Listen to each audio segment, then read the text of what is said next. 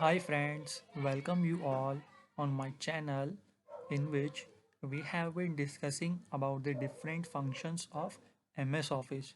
Before coming to the content, I would like to request you all please like, subscribe and comment in my channel for upcoming videos, and please also join me on Telegram for more information.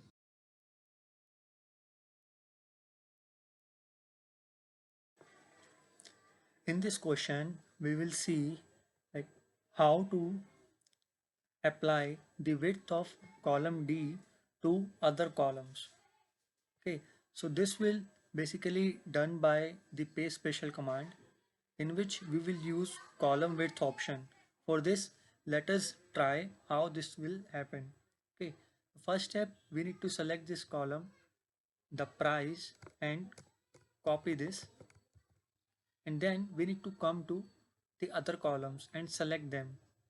After selecting, press Alt ES and select column widths.